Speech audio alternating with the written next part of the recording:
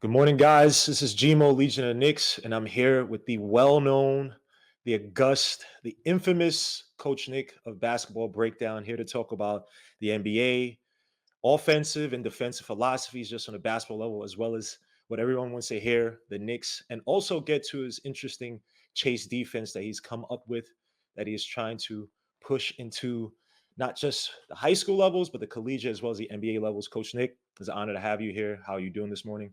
I'm good. Thanks for having me on. I appreciate it. Hopefully, everyone had a good Halloween. Yeah, it's pretty active over here. A lot of kids bugging for candy, crazy costumes. But yeah, let's get to it. NBA season starts up. New season is here. I know several things that you've been talking about. Obviously, the James Harden trade just occurred yesterday. And now you have Harden, you have Paul George, you have Kawhi Leonard, as well as Russell Westbrook out there in the Clippers. Be an interesting fit. Westbrook came over last season. To me, it seems like he's kind of found a role as like a bench player in the starting lineup, if that makes any sense. But definitely found his role amongst Kawhi Leonard and Paul George. But now James Harden kind of draws a wrinkle or creates a wrinkle with that team. Could you just briefly talk about your initial assessment, your opinion of how it might work, what Tyronn Lue could do to kind of make all those guys gel, and if they actually could take the Western Conference this year, or is it just kind of just stacking talent and see where it goes?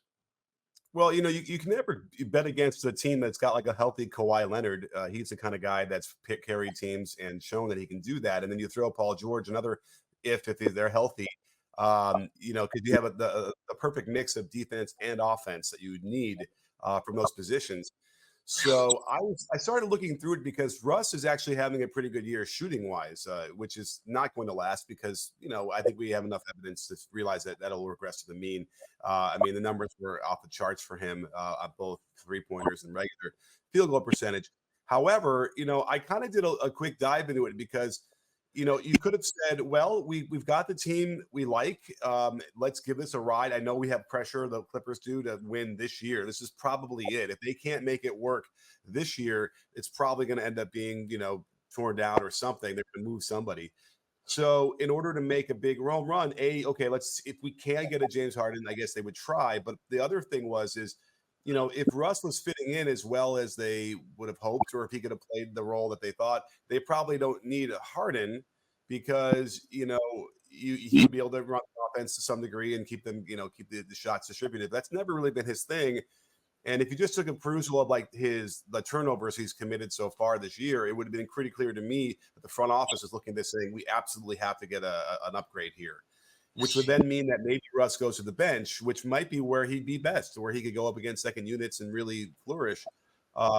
Because he still makes the same mistakes. Like he threw a pass away, Russ did in a couple games ago.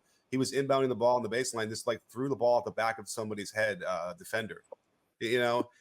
He still has a problem with like vision in a way that it's weird. It's a very strange thing where he gets a little bit blind of what's going on in front of him and just throws the pass that hits the defender in the face or in the back of the head. And so you have to imagine if you have title aspirations, right? That's when you need to realize, okay, we got to bring somebody in who can limit those kind of plays, can score, can shoot, all the things that Harden can do. And at his best, when he's playing alongside two guys like, PG and Kawhi Leonard, then we'll get the best version of him.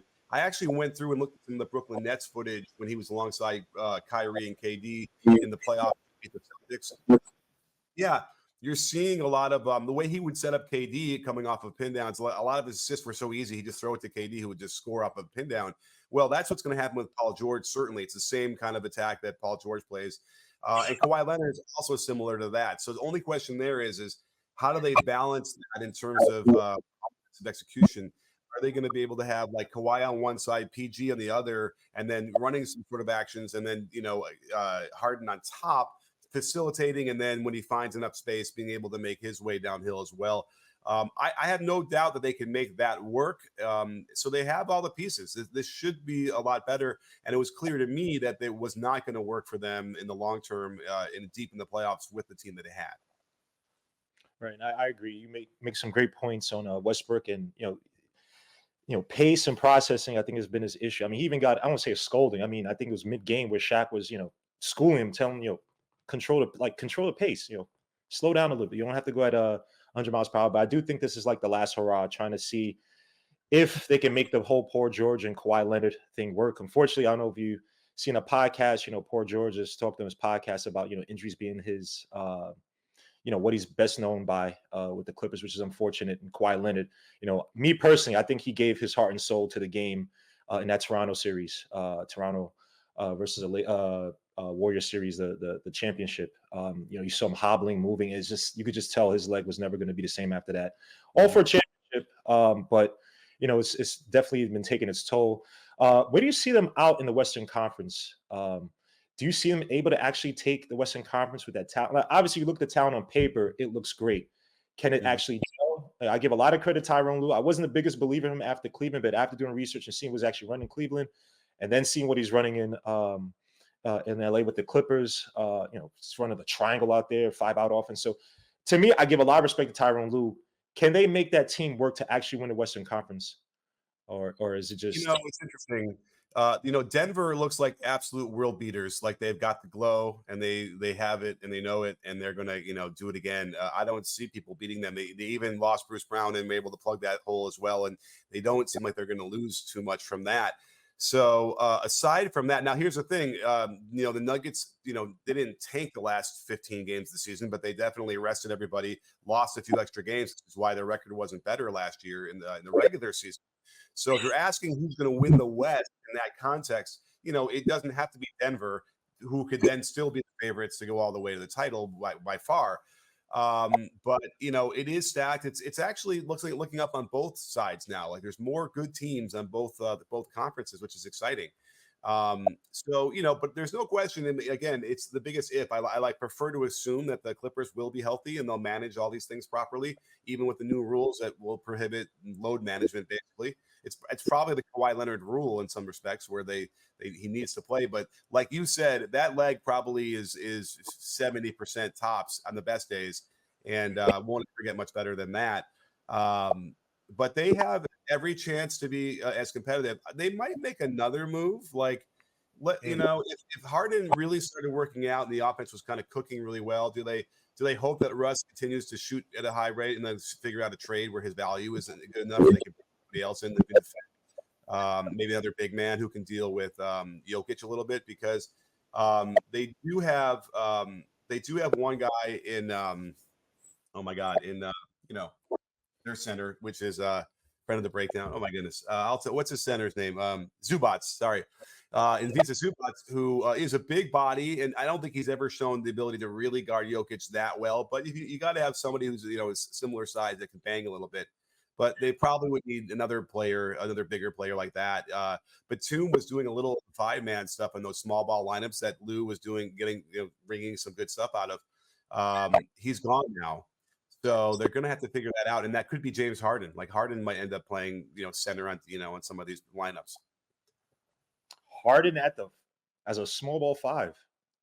Wow. He's big, he's strong. We've seen evidence down low in the post. I mean, not against Jokic or anything like that, but like we've seen him be able to kind of hold his position and make it a little difficult. In fact, probably better that than trying to get him to chase quick guards around the perimeter, which wouldn't go very well. So you might get some mileage out of that. They might try it. We'll see. I mean, heck, I really hope that they post him up. I mean, that would be even better. I think the reason why posts have gone south in the last 10, 15 years is because the wrong people are posting up. We should get more guards down there. Actually agree with you on that. Just seeing the success of guys like Luka, seeing obviously with the Knicks, but I've been watching this guy for years, Jimmy Butler, operating a post, and I just never understood why that's been kind of taken out of the game. I mean, even bigs nowadays are playing, more face up, less post up. You've seen before. Well, imagine Steph Curry getting the ball in the low post and then facing up from about 12 feet away. Like you're not going to stop that. And he's done it like once or twice in the last couple of years, but not a lot. But you can see it's just like it would be unstoppable. So one day maybe we'll start figuring that out. But by the way, the best post up player in the league is the shortest player in the league, in Jalen Brunson. When we get to the Knicks, Coach Nick, best player in the league. Coach, we're gonna get to Knicks fans. We're gonna get to the Knicks.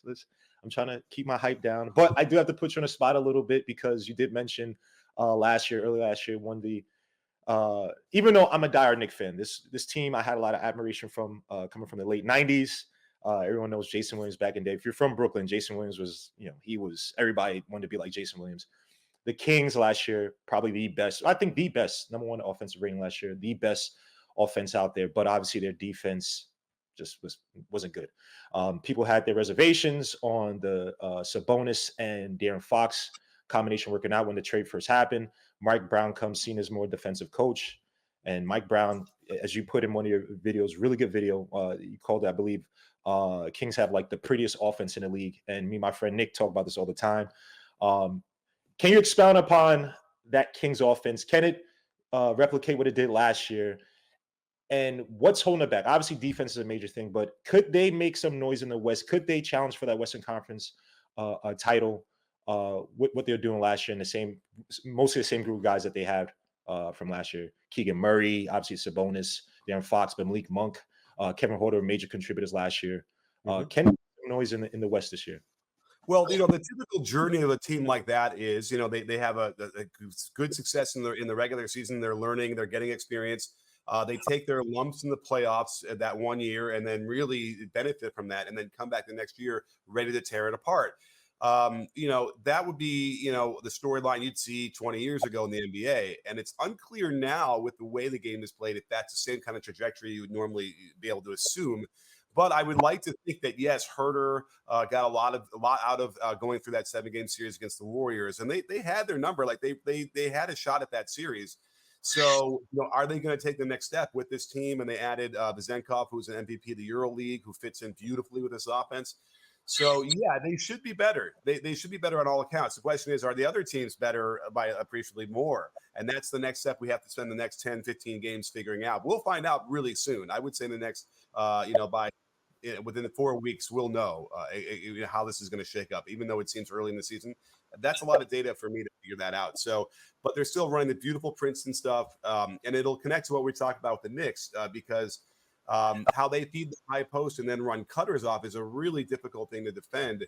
And it makes everybody better and it makes everybody more active, even on the defensive end, because when you're part of an offense and you're sharing the ball and it's moving, you're more engaged. It's just sort of a fact. We all know that. And if you spend a lot of time standing in the corner, never seeing the ball for 5 minutes at a time, you might lose a little energy and you're not maybe playing as engaged and as hard on the defensive end. It really is a phenomenon that, I think get people that know. And so, the funny thing with Mike Brown, the quick story about that would be when he got to the Lakers in 2010, I want to say, with when they had Kobe, and had Steve Nash, Dwight Howard, he wanted to run this offense there, and he was trying to put it all in, and there was enough resistance by the veteran or the veteran that he never was able to do it, which is really kind of amazing because if had he been able to, had bought in early on that time, maybe he's still a Lakers coach. And maybe he's got some things. So that would be a fascinating thing to explore. But the bottom line is he's finally got that control and that buy-in. And at the very least, yes, the offense is there. The defense is interesting. Sabonis is a guy who's not a defensive playmaker, and they have to rely on him so much to play a lot of minutes that they need to sort of figure out how to plug some different holes.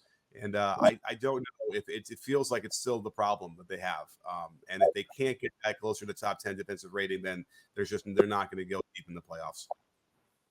Wow. Yeah, I mean, and you do cover some more nuanced offenses in the league. You did a great job on the Nuggets talking about the pinch action with Jokic, the split actions they create that basically tortured the Lakers last season. Do you see that? And I guess I'm cheating to another topic real quick, but do you see what are the more, years ago you spoke about the Spain pick and roll. You said that that it should be the predominant offense in the NBA, right? And teams are now running a lot more Spain pick and roll. Now it's more 5-out offenses, spread offenses.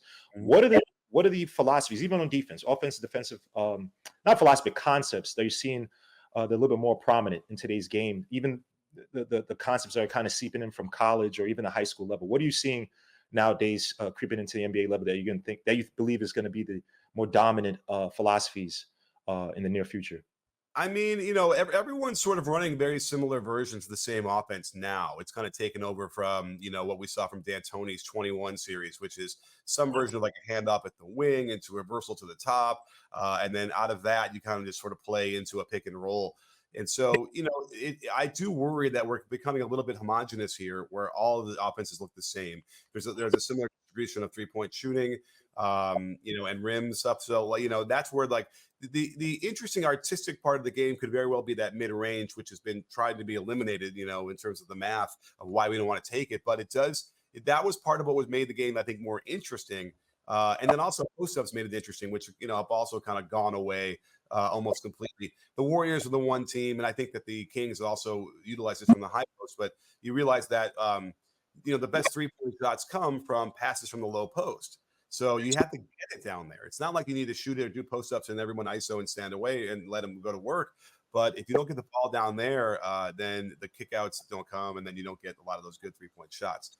So we kind of have to, realize that that's really important, and the Nuggets as well. And you need to be, that also pointed out that it's the movement that we're seeing that they're getting. They're spacing in the movement, which is all good, and we didn't have that for 15 years, right? In the 90s into the 2000s, it was so stagnant, and they did their best to change the defensive rules to get the offense going again.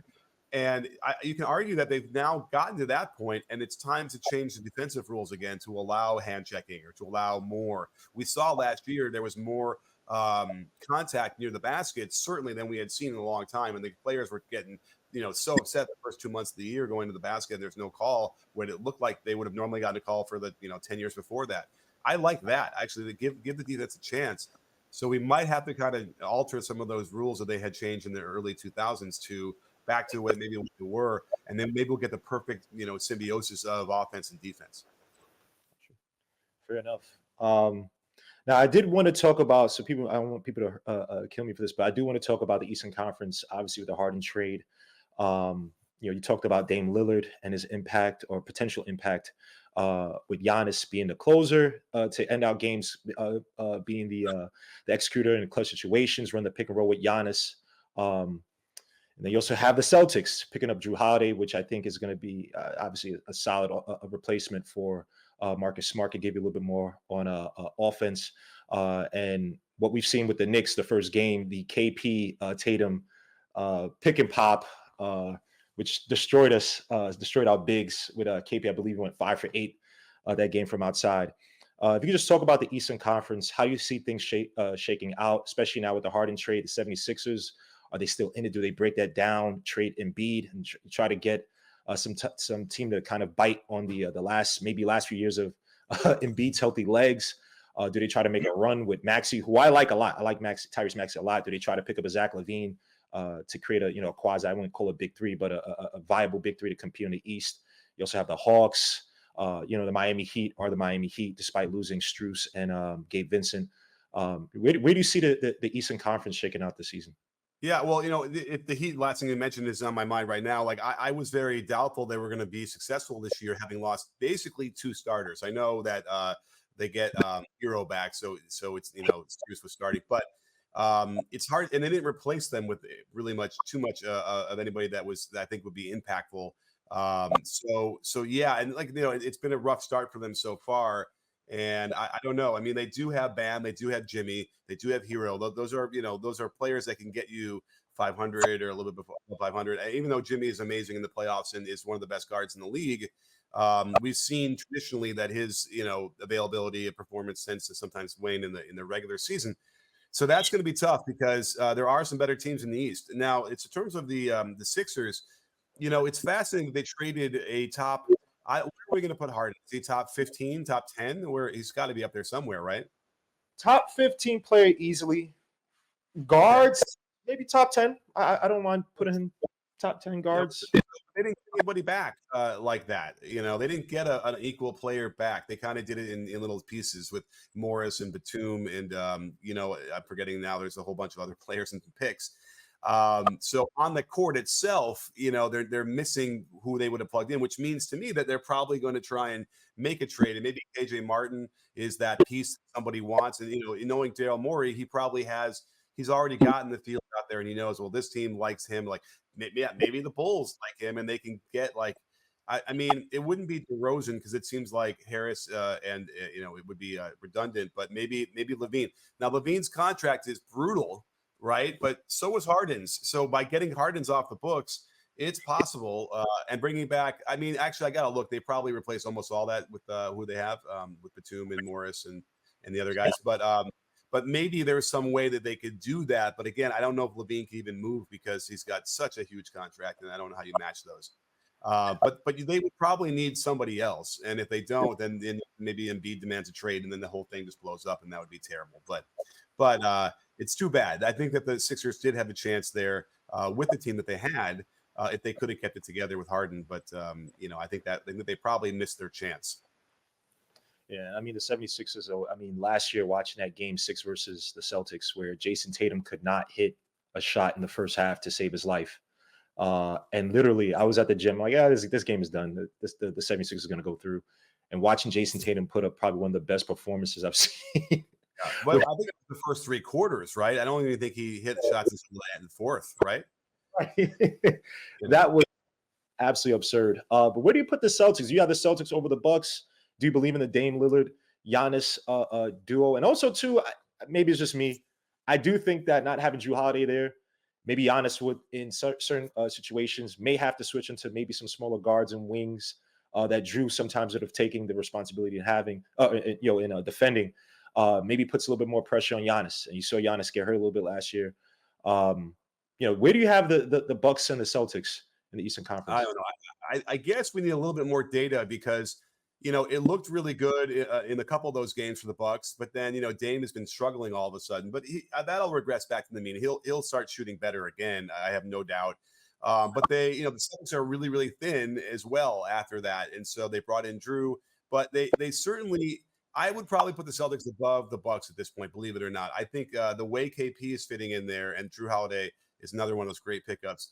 And also by subtraction, I posted a viral tweet last night about Marcus Smart in Memphis, where, listen, he did play really well. He shot really well. He did great. But then, in the last few minutes, he did this drive that was just, ridiculous and threw the ball over the backboard. And then he had this like flop foul that like doesn't necessarily intrinsically affect the game toward the end, but it's just the Marcus Smart experience that at some point, I think you realize it's too much of a distraction. It's too much. It gets in the way too much. You much rather let's focus on the Derek Whites, the Jrue Holidays. Let those guys go to work. They've definitely cobbled together enough of the defensive intensity that Marcus Smart brought for the Celtics, so they're okay on that end. And so the way that's all working, you have to go with the Celtics. They're looking really, really good, and we know they are a proven commodity. They've gone deep in the playoffs. They got in the finals. So.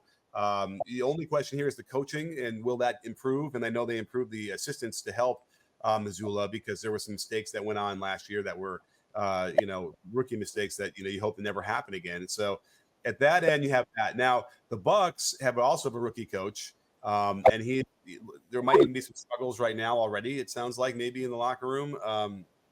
Not like the Bulls or anything, but certainly they got to get that ironed out, sooner than later and figure out what the rotations are. And then defensively. So I think that there's probably more turnover in Milwaukee right now to kind of figure some things out than Boston. And so that'll give them an advantage. And overall, I think that's who I would have to favor in the standings. Fair enough. And after that, do you have the Knicks third? Do you have the Nets in that area? Obviously, the Nets. I like their wings. I'm a big fan of Mikal Bridges, Cam Johnson. I'm not convinced by the guard situation. I think Cam Thomas obviously come off the bench. He's a scoring guard. I like Davey as well too, pick and roll guy. I think he's developed even past initially with the Nets, he was more operating pick and roll. But he's a guy who's developed into for me, a guy who can control, play with some pace. Obviously playing with the Mavericks. They still have Ben Simmons, who maybe it's confidence. Obviously, the herniated disc has been an issue. Still is not a shooter. I think that they're held back by the guard situation until they get that lead guard. I don't think they can compete, or I don't think they could take the Eastern Conference. The Knicks, to me, obviously I'm a little bit biased. Had a really good year last year. Maybe teams have scouted Brunson a little bit better, even though last night probably proves otherwise. Granted, the Cavaliers run at full pace, or full strength. Excuse me. Cavaliers, another team, top defense last year. Obviously, have faults in the playoffs, but that's a team that when you have Allen and Mobley healthy, probably one of the best defensive front courts in the league. Where do you have the rest of the Eastern Conference? I'm not saying you have to say it number by, third, fourth, or fifth, but who shakes out the rest? Say the top 6 after the Celtics. Well, a couple teams to look out for are Orlando and Detroit. It looks like they're finally able, focusing on trying to win and put the best team out there that they have. And Orlando has been, starting to ascend anyway. They have a lot of really great young players. So I'm looking forward to that. I just watched a chunk of the game against, was it the Lakers? Who did they play? And Jalen Suggs was kind of, let the emotions get the best of him down the stretch, and he missed that shot at the rim. Was it the Lakers? Is that who that was? Let me check real quick. But anyway, but Orlando, I like. Now they haven't had a lot of success recently, so whatever success they have would be a nice, story. But last year, I mean, they won 34 games, which is still like a huge uptick from before. And so this year they might hover around 500 and be, a team that starts to become even better than that. Let me just tell you who they played because it's driving me nuts. They just played and they lost. They bet the Clippers and the Lakers. So it was the Lakers game is what I'm talking about. Yeah, where they had a shot at it and they were right there. And that would have been a nice 3-0 start for them. And then they lost again to the Clippers last night. But on a back-to-back on the road. But to watch for them, and then Cade and Duran, I think are, it's a nice mixing there, which I think that they're on the ascent, and it's about time as well, because I think Cade Cunningham is going to be just a fantastic player and can lead a team like that. So keep your eye on that. The Bulls are already having locker room issues and players-only meetings, and I think that might end up being a debacle, and they're going to probably make some moves. I mean, maybe Donovan's probably in the hot seat at this point. So that would probably be a team that would fall down in the standings. Anybody else? The Indiana Pacers are a little bit, intriguing to me, but it might just be one of those, start off the season young, a lot of energy, and then it starts to wane and they kind of fall back to where they were. Even though I love Halliburton and I love some of the things they do, I don't know if they have enough to, sustain themselves in the top 6 or 7 of the conference. Cleveland is interesting too. I mean, they don't look good. I watched, the Knicks game I was watching, they just sort of didn't have a lot of energy. Mobley is weird. I got lit up, was it last year, 2 years ago, downplaying Mobley's ability a little bit. Obviously, defensively, he is good, but I don't know. I still see some mistakes that haven't changed over the last since he started, which by this point he should be getting better at. He hasn't necessarily, gotten stronger. So, we saw some evidence of, Randle could just lower him and knock him completely out of the way and score. And, let's see, he's in his 3rd year now. Mobley is, right? And at this point, let's see here. Mobley should be, I would think that his base would be a little bit stronger at this point. Let's see, he is in his 3rd year and he's 22. So this is the time he's got to start showing more of that. And then offensively, I know he can score a little bit, but he's not quite polished. And so I'm kind of the snob about that when I see it and I call it out.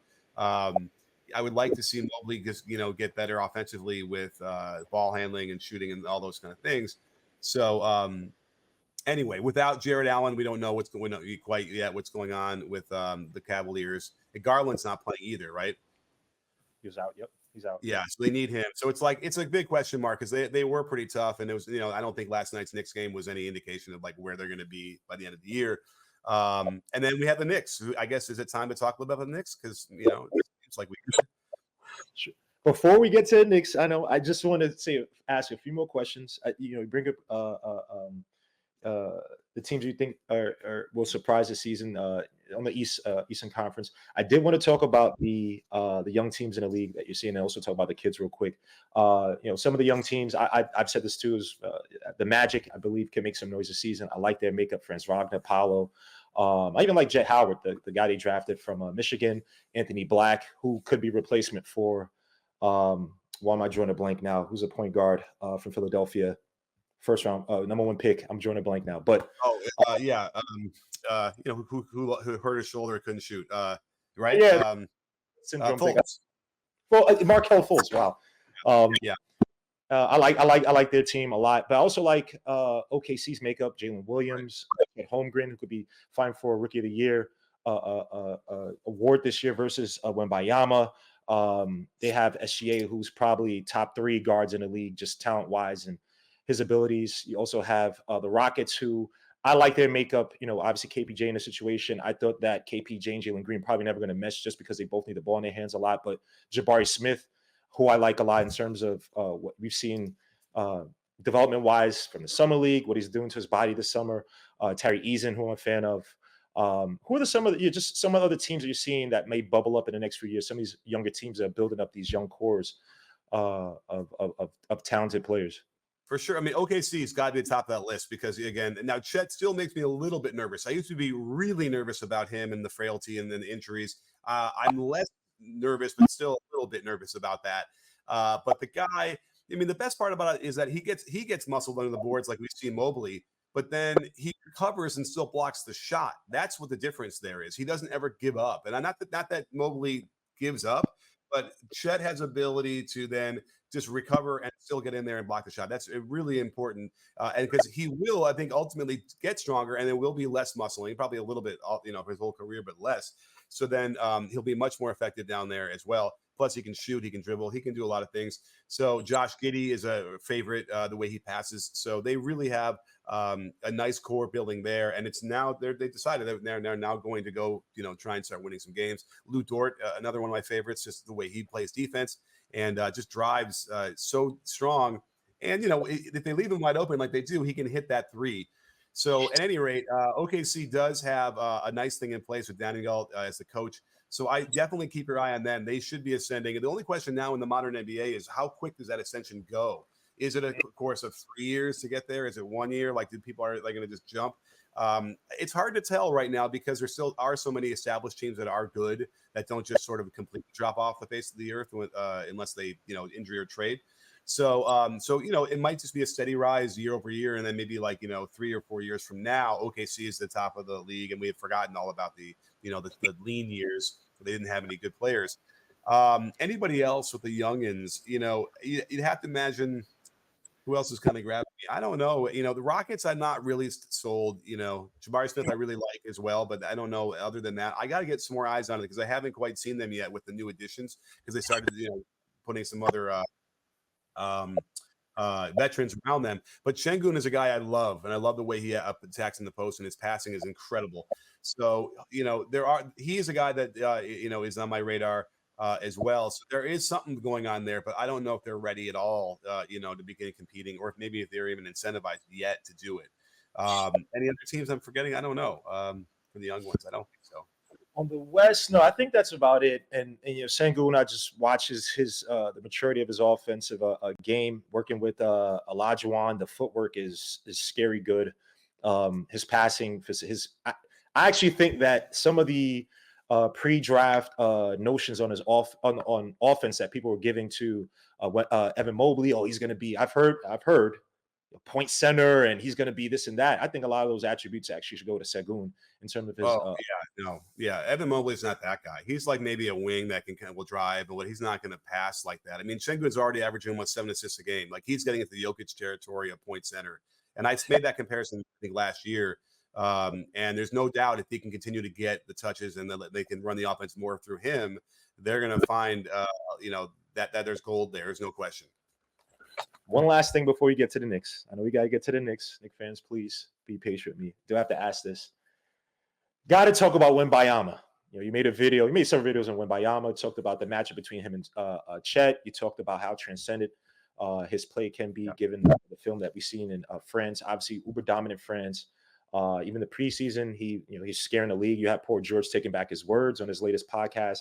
Obviously, the game yesterday struggled a little bit. Katie was trying to send a message to him especially in the first quarter, first half. Katie with the little dig in the shoulder, step back, baseline jumper, which was beautiful. Katie, one of the most unstoppable plays I've ever seen in my life. But Wembenyama did make some clutch plays, made the nice little mid-range shot near the end of the game. I think he had 18. Didn't shoot great, but again was resilient given his early struggles. Can you just talk about Wembenyama, his transcendent play? Is he a paradigm shifter in terms of guys are kind of big men are going to start to try to emulate his game? Is he just more of a unicorn where it's like you can't replicate that? And do you see him kind of being that shift in the game where, like how Steph Curry was, back in the day, it was Michael Jordan. Everybody wanted to follow the Jordan model back in the day. Steph Curry, is he that type of player? Is he just, you just look at him, he's an alien and you just appreciate what you're seeing? Well, he doesn't resonate like Curry because Curry looks like everybody else. And so you can say, I can do that because I'm the same size or whatever. So he is a unicorn. He is transcendent. He is unique because, he is so tall. But, we might end up finding, a few more of these 7'4" guys eventually that can develop guard skills like he has. Thank God they're letting him display those. I was a little bit worried, is he going to go sort of like get your ass on the low post the whole time or whatever? And but he is posting up, which because he's good at that too. But he's also getting plenty of touches on the wings, which is thank God. So, but he is transcendent. He's going to impact the game in ways that we can't even fathom. I mean, in the video that I did, we see him reaching from one pass away, which is usually a big no-no. But he can reach from 10 feet away, and he's so long that even though he's reaching, he can recover and he's back on his man without having to take much more than a step. So all the defensive impacts that he can have are just incredible and profound. So that's real on both ends of the ball. Because again, when he rises up to shoot a three, there isn't a contest that will bother him. He's too high, too tall as it is. And he's doing all, he can shoot the 1-footed three, which is my obsession, and he can shoot spot ups and off the dribble. So, he's going to be like an unstoppable force. I think as soon as he gets completely used to the game and the physicality, nothing I've seen so far has indicated to me that he is so overwhelmed or so intimidated that he's not going to be able to stand up to this. He seems getting to be more comfortable every minute that goes by, and even looking at that KD, that step back on the baseline, it's like it forced KD to have to do the toughest shot he can imagine just to get it off, and went in. But like that incredible arc that you have to shoot over him, chances are he'll win that matchup more often than not. So Wembenyama is going to be just transformational, and it's probably going to be time sooner or later that San Antonio begins a new era, across the board with some other personnel. I do think they probably need, because there are complaints even from some league, the complaints about the players in that team not probably getting the ball, and they have a bunch of guards who are more scoring guards. Branham, who I like, even Blake Wesley, Vassell, who's more of a two guard. Who one of the players I liked a lot from FSU, and this guy's he has a game off the dribble, which is beautiful to see. Keldon Johnson, more of a two guard wing player. People talk about should Emmanuel Quickly, should they trade for Emmanuel Quickly? Should they look to this draft for DJ Wagner or Rob Dillingham, who are still more combo guards? And just real quick, again, before we get to the Knicks, do they need that type of guard? Maybe like a Tyus Jones, trade for him from the Wizards to kind of basically just be that facilitator instead of Wembenyama? Or yeah, sure. I mean, run pick and rolls with him and stuff like that. I think that they would benefit from that for sure. And I always loved Tyus Jones. He's just a winner, and I don't know, by the way, I'm not sure Tyus Jones is even like a starter, but he's shown that ability, but he's just so solid, and the way he makes decisions, he doesn't turn the ball over and gets everybody involved. That's a unicorn, by the way. A guard like that doesn't exist much anymore. And then so something like that could probably definitely help them as well, but I'm not sure they want help right now. They probably, have no problems just letting these guys run around, letting guys get a lot of experience, develop, and then lose a bunch of games and have another high pick. Ooh, gotcha. Fair enough. All right, so let's get. They're not going to get in the playoffs this year, right? They're not going to win the title this year. It's like then you might as well just get one more good player, and then now you're ready to go in a year or two. Post pop era. Fair enough. So let's get to the Knicks. I got a whole bunch of Knicks fans, and this could go either way because I know.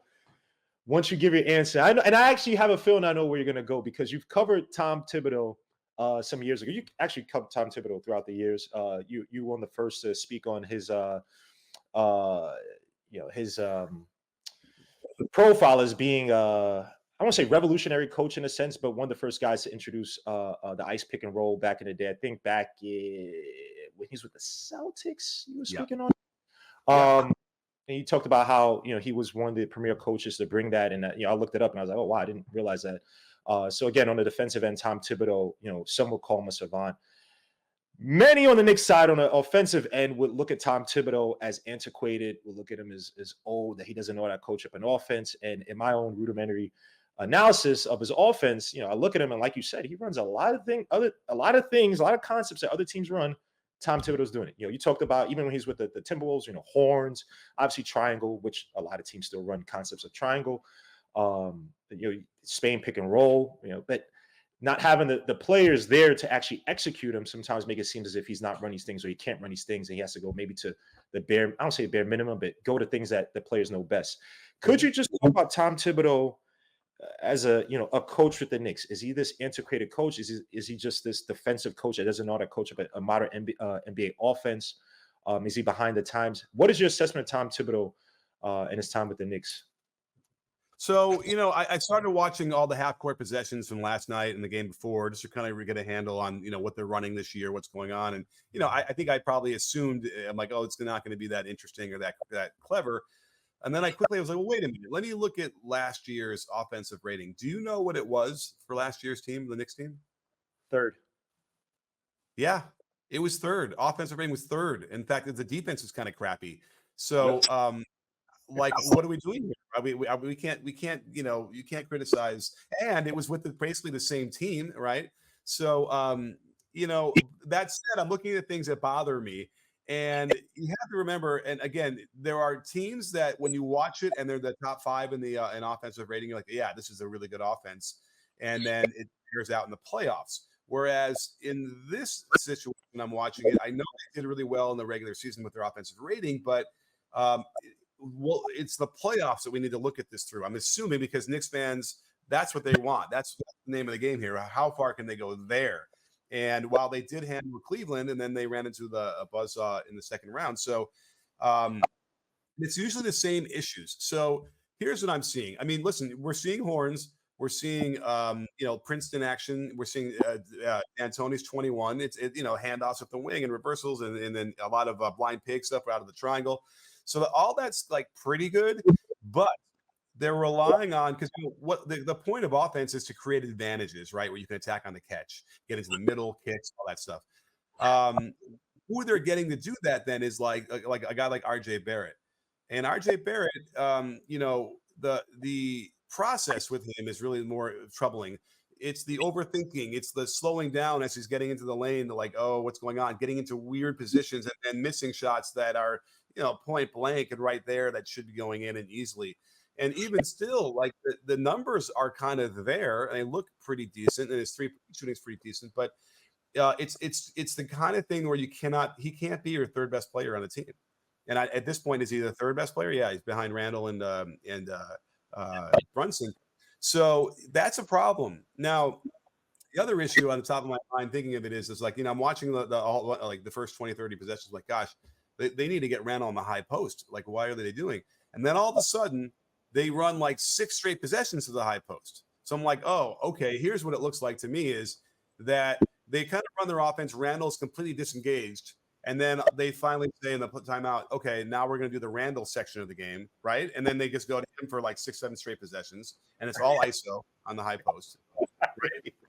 And then they go away from it again. So it's just not a flow, And by the way, I kind of worry that will engender ill feelings between teammates. I just feel like maybe they're not playing for each other. They're kind of all sort of, trying to do their own thing in a way. Even though I kind of want to look it up really quickly what their the passing is, the passes per game. I'm kind of curious what that ranks. And I know it's really early. It's tough to do that this early in the season. But wait, I'll look it up while I'm talking. But so anyway, so that's one of the big things is that Randle, they do get it to him in the high post, but there's no like the beautiful Kings action where there's splits in front of him and into the wing where now it'll make it better for Randle because he can fake a pass and then drive. Instead, it's just a 10 dribble isolation on where they load up and they try and double. He's not great at passing out of the doubles. So it's just like that's the kind of stuff I think it gets manipulated where Thibodeau is giving them an environment that's creative and movement and all that stuff. And then I think that Randle is sort of maybe manipulating that and taking advantage of it by then just grinding it to a halt and going ISO. And, it's just I don't think it works in the playoffs. And I think I'm not saying anything out of turn. We've seen it over and over again. It doesn't work in the playoffs. And yet it continues to happen. And the only way you change it is by trading Randle and trading RJ Barrett. Sheesh. Coach Nick came with the fire. By the way, I believe the Knicks are 22nd in passes made at 268.5 a game. And last year, I mean, it's probably going to be close to the same where, we don't have that passing offense. There's a lack of fluidity in terms of the passing game. I will say this, we do play. It's like it's the team, our rotational guys, the guys who come off the bench, the iHearts. When iHeart's in the game, Randall's out. It's a totally different game. And obviously, you've probably watched Isaiah Hartenstein since his time with the Clippers, Rockets, Cavaliers, I believe. And when there's RJ iHeart, Josh Hart, who's an excellent glue guy, even IQ, the ball moves around. I mean, if you watch I think it's a Hawks game. I want to say I think it was the second quarter when those guys came in. I mean, it was hot potato. And people do like to put on Tom Thibodeau, but Tom Thibodeau, he preached this since last year. He said, "Hey, he's granted, Tom Thibodeau's a dribble drive offense type of guy. He likes his guards to be multifaceted, be able to drive into the paint and kick out." And he said, "Look, he said essentially to RJ and Cam Reddish when he was with the team last year, you can get into the paint, the defense collapses, just kick it out to the corner. There's no need to try to force shots, move the ball around." He tried to also expand our transition offense last year. Hey, move the ball around, get the ball out to the open guy. In my eyes, I just think at times, like you said, we have to trade some players. I'm not saying who, but personnel kind of holds us back from expanding our so-called offense to not necessarily mirror the Kings or the Nuggets, but to at least be a little bit more fluid in terms of the passing game. So I definitely agree with you on that point. Now, hang on, really quickly about that. The only problem with Randle, and as I'm thinking about it more, is that he's not a great passer anyway. So if you throw it into a high post and then you have a split, like, is he even going to make the pass well? Is he going to hand it off when he needs to? Like, that's the other issue, which is, again, why it's like, the problem with Randle, in my mind, is, and you know what, he is a really good player, and he can really score. He's a big body, and he's tough and all those things. But, they probably should have traded him that first year when they really went on that unexpected run. And for 15 games, they got them into like a decent position toward the end of the season. And then they lost in the playoffs that year. It must have been 2020, whatever it was. That was when his value was the most, but you probably would have realized it's not going to translate well enough. Too many of the long twos, too many contested shots that are really hard to be efficient with the playoffs. That was when they needed to trade him. So now it's tough because there's enough evidence where other teams might be like, yeah, I know he'll help us in the regular season, but I don't know if he's worth it. And that's the problem. And, that's where they are stuck in it, right? Where is he movable anyway? But they really missed a chance when they had a chance to get something back that would fit better. So you kind of see his stats when you look at a Randle, you see the All NBA, that second season here at the Knicks last year's third team NBA. Not say it's fool's gold, because I do think Randle is a talented player and a productive player, but he did mention that it'd be somewhat tough to move in. Maybe the first year or that first year Tom Thibodeau was here is probably easiest. How do other teams view Randle? Like when you watch so much basketball film, but you look at the Jokic's, you look at the Embiid's, you look at the Devin Booker's, the Kevin Durant's, and Randle has that All NBA season. Did it feel like fool's gold to you? Like he's not that type of guy when I watch a Jokic match. I mean, let's look at it in terms of like what does fool's gold mean? I mean, it doesn't mean will it translate to the playoffs? That's usually the crucible I'm looking at this, right? So when fans think that I'm like overly critical of certain players, it's usually because they are looking at the results based from the fact that when you're playing in the regular season, you're playing against half the teams are like the worst defenses in the league, right? And I want to know how that's going to translate when you're playing the top 8 in the league. That's really where we're at. I mean, I think that's what everyone wants to do. So if you want to look at last year, Randle averaged 25 a game, shot 46% from the field and 34% from the three-point line, for instance. And in the playoffs, he went down to 16.6 and only could muster 37% from the field and under 26% from three on high volume. So it's like, that tells you a lot, and that's in 10 games. That's not a small size, for the playoffs. So it's like all the things he does in his whole entire game and the way it works is sort of predicated on the fact that he can take advantage of like the worst defensive teams out there. And when it comes time to do it against the better teams, the guys like LeBron and all those guys, they all play better against those top teams, right? And they're maintain it somewhat similarly. And this is a guy who's the drop off was big. We've only seen 2 playoff series from him in his career, but that is not a surprise to me based on the difficulty of shots that he creates for himself and the fact that he has to take so many dribbles before he shoots those. That's not a recipe for success in the playoffs like that. And that's why it seems clear to me that everybody should be looking going, yeah, we get it. Again, in the right role, RJ Barrett is probably a good 6th man coming off the bench as a microwave or whatever. You know what I mean? Like, and Randle is probably could be your 4th best player, I think, on a really good team. And then really, really, eats in that role, But as it is, they're a little bit too high on the pecking order now, and so it becomes a thing where they're not going to have success, I don't think, with this team. And whether or not wouldn't necessarily put it on Thibodeau's feet as well. Like he's doing the best he can with what he has. So that's where we're at. And then parenthetically, you're watching like Hartenstein out there. And I was like, gosh, like he needs more minutes. He's playing is he playing 15 a game? Let's see, where is he playing? Hartenstein's playing, where is it? He's playing 18 minutes a game. He needs more minutes. That said, Mitchell Robinson's doing relatively nicely, but Hartenstein can pass. He's got a little bit more offensive game and refined that, he deserves 20, 22 minutes. Give him a run in there. And then, by the way, they should play together. I want to see Mitchell Robinson and Hartenstein play together. They'd get every offensive rebound.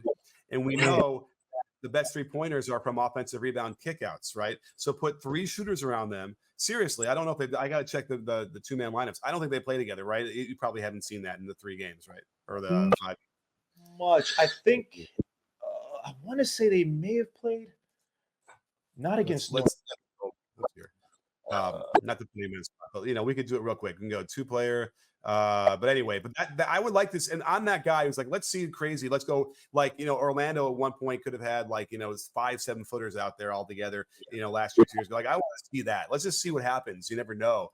But with the very least, I would love to see, 3 shooters. And by the way, do the Knicks have 3 shooters? Grimes, even though I don't think he's shooting well yet, I think he's a shooter. Dante DiVincenzo's brought over to be he's not quite there yet, but and that would be a weird lineup, whatever. But you know what? Do it. Find out. There's only one way to find out. But if I type in Hardenstein here, quickly Vincenzo, I don't see. Oh no, I'm looking for what Robinson. Yeah, I don't see that. I don't think let me go to the next page. I don't have any minutes because I'm on Clean the Glass and Isaiah Hartenstein. They have not played together. So, do it. Find out. Give us a 5-minute run in the second quarter. See what happens. And I tell you, if they vacuum up all those offensive rebounds, then you're not worried as much about the fast break the other way because you're punishing them for good open looks for 3. So anyway, fair enough. No, that's a for the Knicks fans. Hey, he killed my guy RJ Barrett as well too. So RJ Barrett and Randle both got eviscerated. I do have to ask you this before I get to Jalen Brunson. Is there a player that would fit the Knicks if you do make a trade? Is it maybe trading RJ Barrett for, say, a Keldon Johnson from the Spurs, multifaceted scorer, can also shoot a little bit, space the floor? Who would you trade for? Is it do you go big and try to go for Embiid, pair Embiid up with Brunson, play the 2-man game, inside-out game? Who would you put next to it? They're either talking about Cat, right, trying to get him as well. What, we don't like him? We don't like Cat? He can shoot, he can dribble. I don't know. I'd like to see him in a different situation, maybe. But he's not Knicks tough, I think is what you're going to say, right? No, not just that. Look, Cat to me, and I've been watching him since Kentucky, he's probably top 5 talented players in the league. Talented. Right. Just when he's on. But how many times do you see it on for him? When they ask him, hey, get your butt in the post. You have a mismatch. He favors outside shots. He likes the one-footed jumpers. He likes to take 3-point shots when they're down by, 4 in the playoffs with a few minutes left to go. Taking 3-point shots, just coming down the court without passing the ball, without moving the ball, without getting a proper possession. Cat is uber talented. I just wonder, is it up here in the head? If you just improve his IQ, and I know we can talk about New York tough. I'll say about Cat, right? I don't think he's the toughest player out there. His defense is not great. I will give him credit for coming back after his mom passed and coming back. That is amazing. I give that to him each and every day. But in terms of IQ and what I think will be put on him in New York, because again, if you make the trade for Cat, this organization, their plan has been to get that star player. We've used drafts to clean up cap space to pick up Jalen Brunson. We're a team that should kind of expedite the process and get that next star and say, hey, we're ready to compete for the Eastern Conference title, maybe in a championship, especially before Jalen Brunson is a free agent 25, 26. And Cat is going to have all that pressure to be that guy. And I just think that I don't think he has the IQ. And I hate saying New York toughness, but I just think that pressure is going to get to him. I don't think he's the right guy for New York. But Right. maybe you I agree. I agree. So because you could play him alongside Robinson, Hardenstein, so there is some defensive anchoring next to him. But obviously, I think when he was best is when he was playing the five because of the mismatches he can get playing against other fives. So yeah, he's a conundrum. I agree. I don't think that solves their issue either. But it's a good question. Like, who would you want on that team? That would be available. Like, yeah, obviously you'd probably want to get like Levine, I think Levine would probably be nice alongside that instead of RJ Barrett, which is funny because there's the nexus of the same trainer. Maybe I don't know if that means anything, but yeah, I could see that being better. And you know what? I think that Barrett's got a pretty big contract himself, doesn't he? He's making 20 some odd million. It's not too ugly, but he is. Let me just check it out real quick. Yeah, we can check because if you compare that to let's see, yeah, this year he's making 23.8, and and I think Levine is in the 30s, right? Probably. Last year, so that doesn't quite match up, but there's ways to make that all work with sending another player out, whatever. But let's see, Levine is making 40. Sorry, yikes, that's amazing. Good for him. So yeah, I don't know if you even make that work. I don't know how any team would make it work for Levine, but that would probably be the guy. You'd want a guy, in the same position that could, that it's more efficient, it finishes better, and so could you do it with less and a more complimentary player? I'm trying to think who else is out there like that because it's tough. You don't want to trade those guys when you have them. But yeah, the upgrades on those two positions would really, really help. But let's get to Brunson because, again, he's not shooting great right now, but there's no question some of these are in and outs. Like, I can't believe a couple of these balls missed. And if those go in early in the season, then his percentage is normal again. But he has the best footwork in the post of any player in the league, without question. And what's interesting about him is he'll turn his drive into a post up, right? So he'll get deep in the lane off of the dribble. So he's not just like, getting his back of the basket, calling for the ball, and then just dumping it in. No, but he'll make it into a post up off of a drive. And that still counts in my book. And the shifting this and the way he lifts both feet in the air at the same time, which is the secret to basketball, and then lands and uses ground reaction forces to explode or to shimmy and dream shake and all that stuff is really, really powerful. I mean, let's throw Akeem under the bus too, because Akeem would do this. He would dribble in and then he'd lift both feet in the air and then land on both of them at the same time. So you don't know which is his pivot foot. And that's what he's doing all the dream shake. I don't even know if he knows that's what he did because every little footage I've seen of him working with guys, he's just doing drop step, jump hook, up and unders. I don't see him doing the gold. And maybe they don't film that part because it's like the secret sauce. But either way, Brunson knows this. He's got it down. And really is just the most impressive post-up player that I've seen in the last couple of years. Wow. Even over Luka and Butler and Embiid. Wow. That's high praise for him. Is he top five? Also, probably because he is my height, and so he's able to still finish and score, which does make it more impressive, the Spud Webb effect. But still, it doesn't take away from the fact that his footwork is shiftier than anybody else's. There's no question. The Embiid's, all of them, none of them do what. In fact, they should study him more and do a little bit more of what Brunson is doing. I'm telling you, it's the way to go. In fact, we mentioned Şengün earlier, and I've been developing some ideas out of the post in terms of attacking on the catch. So we talk about attacking on the catch in the wing, where as the ball's coming, you lift both feet in the air and you split your feet and you go on the catch. No more of this triple threat stuff. Well, I developed that same notion in the post. And you watch Şengün, he does that a lot, where he will, as he's catching the ball, his feet are in the air, and then he will not just land with his feet even in a jump stop, he will split the feet, just like you do on the perimeter, and now he's into his bag right off the catch, and he catches his defenders off balance every single time. So that's the key to, I think, getting our post possessions back to its respectable points per possession, and then we'll finally go back to running more post ups because we'll realize that it's a real valuable play. And then if you want to throw, Synergy under the bus, when they first started cataloging or charting post ups, if you did a great post up move in 04 and then missed, but then put the ball right back in, and that's basically the same play. You got that position at the front of the rim because of the post up. They didn't count that as a post up. That was a putback.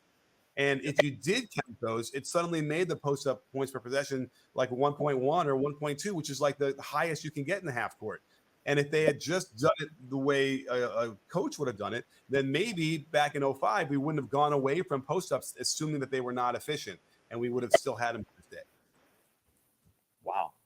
Analytics driven marginalization of the post up. I mean, when you hear guys like Daryl Morey, and no offense to Daryl Morey, but I've heard it back in the day or a few years ago when he was trying to hype up Harden, oh, he's better than Jordan and the post up is dead, 3-point shot. And it's like, well, the post up in the mid range is still, I mean, your best players, the Lucas, the Embiids. I mean, Booker, if you talk about the mid range shot, we're going to get to your chase defense because you do talk about the mid range and essentially forcing teams to push more into the mid range.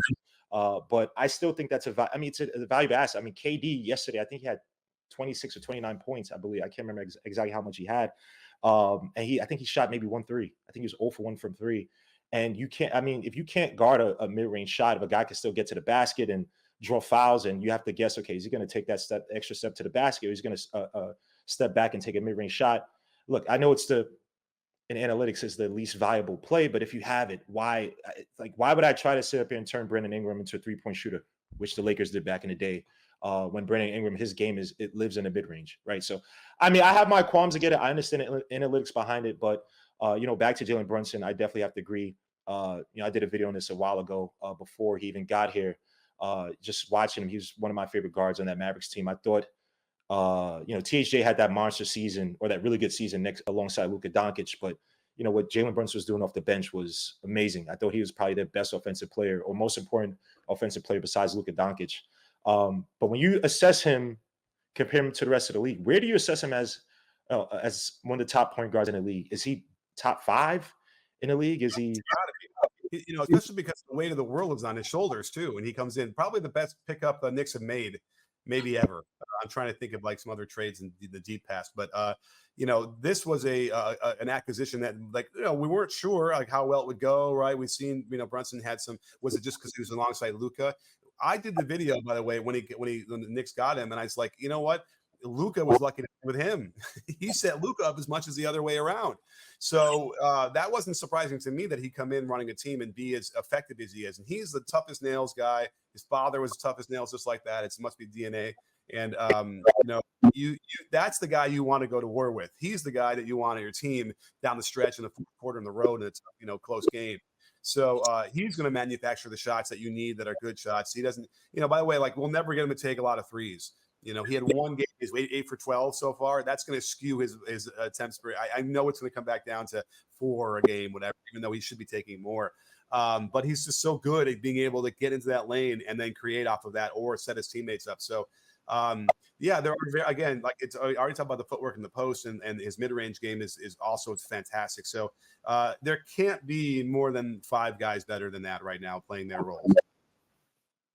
Fair enough. And I'm in love with Jalen Brunson's game. It'd be nice for them to play him a little bit off the ball. And I agree with you on the 3-point attempts. You have RJ Barrett. And then for the time being, I understand you're not the biggest fan of RJ, but if you have RJ Barrett out there who probably plays best with the ball in his hands, Randle, even IQ and spurts, it doesn't make sense to not have Jalen Brunson play off the ball, be able to hit shots from outside, which he can do, and just have more of a synergistic offense versus just having Jalen Brunson operate the offense. And, I think right now the Knicks are trying to find that second playmaker.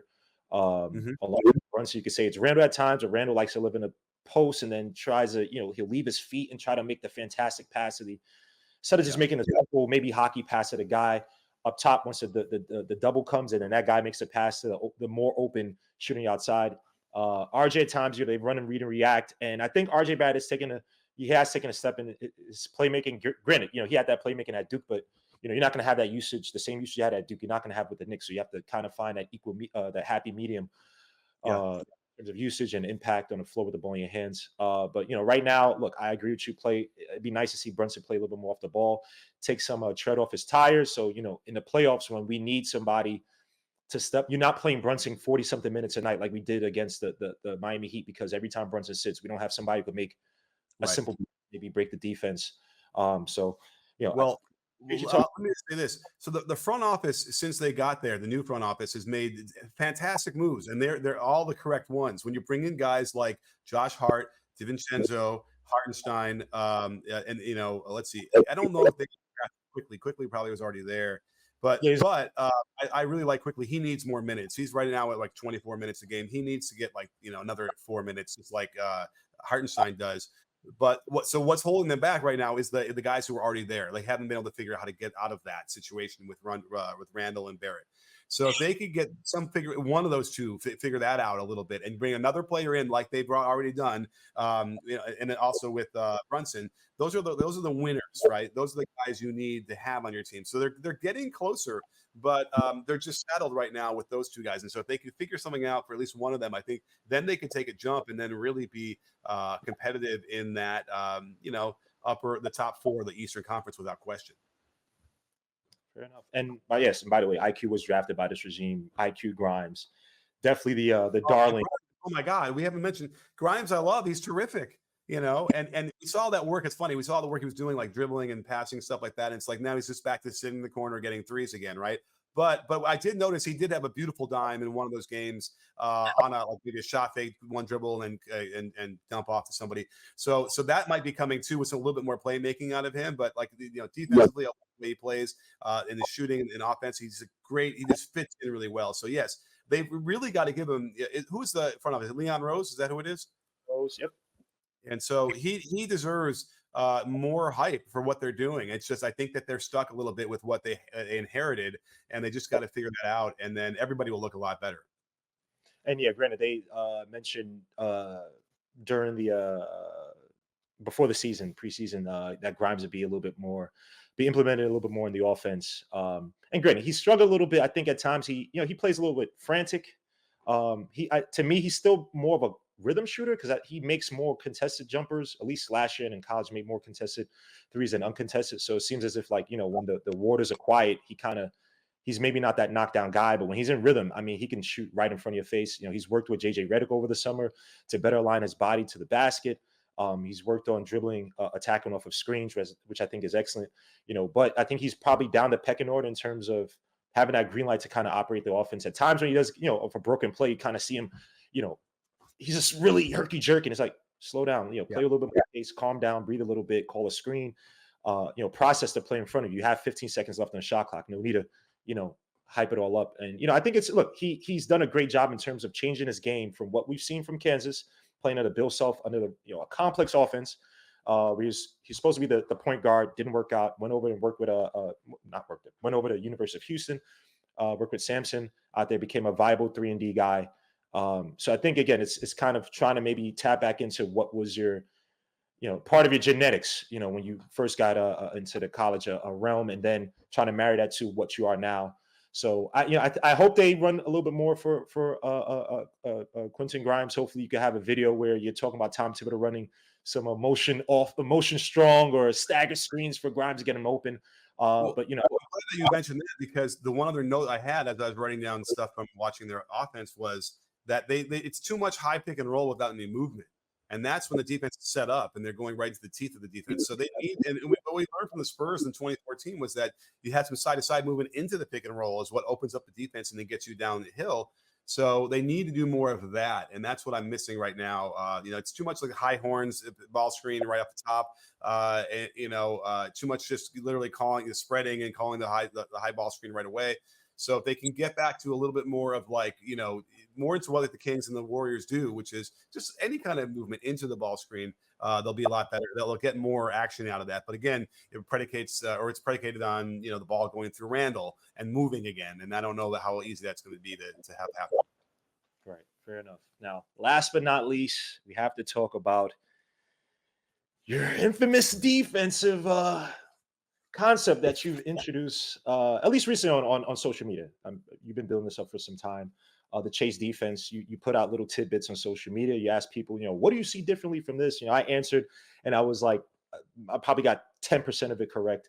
And then you fully came out with the full explanation and break down the defense. I don't want to ruin the explanation of the chase defense, but it essentially is used to eliminate the 3-point shot as well as a pick and roll, get teams into selling for mid-range shots, which is something that a lot of teams, definitely what we've seen from Tom Thibodeau. I'm forgetting when exactly I highlight this, but I forget which team it was, but we did this to a T where we were just forcing to shoot some bad mid-range shots. It may have been Cleveland the players. I remember, I forget when I was covering this, but please talk about your chase defense. where you get the influences from. I know where I've watched the video 10 billion times, so I don't want to ruin it. But if you just talk about the Chase defense, give us a breakdown of this new defensive concept that you're trying to push out to the high school, collegiate, as well as the NBA ranks. Sure. Well, it all started when I was looking at offensive ratings year over year and how they continue to go up and up and up at a steady pace year after year. And so what it said to me was, what we're doing on defense doesn't work. Step sliding, closeouts, choppy step, and high hands, all that garbage. It's just, these are fake fundamentals. They don't work. What we're doing, we need to do something more radical. And then I started to think, well, everything's been done. We've had every version of zone, every man, all these different things. Like, what else can you do? And so it struck me, I'm like, well, the only thing you really could do is play behind the ball. And I remember that the Utah Jazz in the playoffs against Harden in 2019 did this and shaved 10 points off of his points per game average in that series. The Milwaukee Bucks tried it also in the 1 or 2 games they did against him that year. So we give them credit as well. So I started looking at that, and that they didn't really play behind. They were maybe 3 quarters and not quite play behind. So then I started looking, okay, well, how can we fashion this? How can I design a defense and alignment that you could actually get this to work? And I remembered that, there was Dean Smith had a point zone defense, which always had the center in between the ball and the basket. That was it's the easiest position you ever teach anybody in any sport. All they got to do is sit between the ball and the basket about 12 feet from the hoop. So, because you knew if you're going to play behind the ball, you had to have somebody in front in drop coverage of pick and roll. It ends up not being that radical, though, because in drop coverage, which we see in half the possessions of the NBA, you'll see the ball handler's man behind the ball and then the center in front, containing and luring them into the mid-range. So in reality, it isn't that crazy when you think about it. So we started looking more and more about it and figuring this out and scrimmaging with high-level players for a couple of years, different times. And I finally was able to put together the definitive rotations and make it work. And so now I did that video. I've done close to, at least 50 or 60 Zooms with coaches all around the world, all wanting to implement. I got one after this I got to do. And now we're going to finally start to see some data coming in because all these coaches are going to upload their video to our Discord and then we'll start to see what we have. But it's really exciting because it completely speeds up the offense. No one's going to shoot an off the dribble 3 with a guy breathing down their neck. No one is going to, you can't set a ball screen for the ball handler because the guy's behind. There's no angle to set a ball screen. So the offense just becomes a sped up sort of soup of, random action. And then a lot of, 2 dribble pull-ups from 18 with a hand up. And the beauty of it is that we create a different environment completely for the defense because it's about the process, not the result. Any mid-range jump shot that is shot with a hand up, preferably, is cause to rejoice. I don't care if it goes in. I don't care if the floater goes in. When the hand is up, the floater in, we love it because we know on the other end, we're going to be taking more threes. And, even at the best result you can imagine, Klay Thompson shot 43.9% from 15 to 19 feet last year. So at the high school level, the guy's not going to shoot as well as Klay Thompson, probably. Right? At the most, it's 44, 45%. You don't even have to break 30% on your threes to come out ahead on that matchup. So this is the math that we're getting out of it as well. Plus, when you're playing behind the ball like this, you get runouts.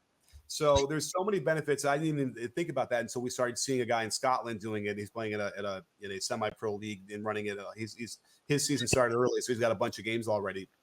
And they're not even getting in great position behind yet. And it's still wreaking so much havoc that they're blowing teams out. They run it in the second half. And I think that there's really something here. So we'll see how this goes. The legacy might end up being that it's not necessarily chase defense, but it could be chase mode because this might blow your mind. You can play behind the ball in any zone and almost nothing changes. So picture a 2-3 zone. I'm the guard playing on the wing and all of a sudden just jump behind the ball. Well, the other 4 guys don't have to deal with anything. They're still playing the same zone. The center is still in between the ball and the basket waiting. You know what I mean? So the legacy could very well end up being a thing where the offense never knows when you're going to jump behind and you can do whenever you want. And that randomness could cause so much havoc that this might be the leveling of the playing field that finally gets defense back into dominance. And also, we don't see a lot of fouls with this defense. So that's another great result of this. Yeah, I'm just imagining in a 2-3 zone where you have the ball handler on the wing and then you have the so-called zone breaker, the guy at the foul line, right? And then the defense kind of invites that ball handler from the wing to keep go inside, and you have two guys just basically start to get like, wait, what are they doing right now? And you still have they're defending, and the guy behind you. You have two to the zone break and the ball handler now near the foul line, near the pinch. Like, what's going on? So that could definitely. You could sandwich that. It's not a double team because double teams are right angles to each other. But if you're front and back, we can experiment a little bit more with like sandwiching the ball handler and seeing what kind of steals you can get from that. Although we want the X5 to kind of stay back and lure him into that mid range, there are times when they can stunt up a little bit. It's all very intriguing. I think even the most skeptical coaches, when they hear about it, when they see a little bit of it, they start to stroke their chins and think, this is really interesting. So, there's something there. We just had a team in New York, a Division II team, beat a Division I team in a scrimmage, running the chase 20 times in the second half. And it was really disruptive. And they weren't even quite getting behind enough for my tastes. But you can see the confusion when they would step aside a little bit and be like almost like a matador, because the ball handler doesn't understand what they're supposed to do at that point. Now, at some point, they might get a little bit more used to it, but that's why you play it and you take it off, and you play it and take it off. And again, you could do it regular, play in front, big deal, and then jump behind on the second pass. You can have a lot of fun with all the different ways you can do it. Play behind on 3 guys and play in front on 2, and then they'll never know. They never figure out exactly what you're doing. And so, it's exciting to sort of see how that's going to develop. And I know we're going to get better methods, after this year. And I get, all the 50, 60 coaches weighing in with their diagrams and their drills to figure it out. But it's been fun so far. Oh, that sounds really exciting. I hope some of these other teams start to post more of their videos showing this defense. And I actually might steal it from my Brody league, because we play a lot of zone, play a lot of 3-2 to shut down shooters, play some 2-3. We're in the playoffs now. So, I'm just thinking about confusing the ball handler and just have him stuck in that no man's land. And you still have the drop. Obviously, you have the guy playing the middle, defender playing the middle. And you just have 2 teammates next to each other, bad spacing, which, again, you pick up the dribble. I mean, everything's in your advantage. So I want to see more and more of this film. Would love for you to post more of this film on your website. Again, Coach Nick, I appreciate you being here. Please tell them where they can find you on social media, where they get the website that you run. Please inform the viewers to contact you and find you. Well, I mean, the easiest place is a YouTube channel, BBallBreakdown, and then that's the same for every other IG, Twitter. We have a nice conversation going on every day, and I'm always posting little clips there and having a conversation. That's the easiest place. My website doesn't really do much; it's just sort of a placeholder for right now. But at the very least, BBallBreakdown across all social media is where you can find me, and would love to have you be part of the conversation. Definitely, Coach Nick. Thank you for being here. Definitely love to talk to you in the future. Hopefully, enjoy watching some more of the Knicks. I understand the RJ and Randle situation, but it's definitely fun having you here to break down the NBA, break down the Knicks, Tom Thibodeau, as well as your infamous chase defense. Until next time, Coach Nick, take care. God bless.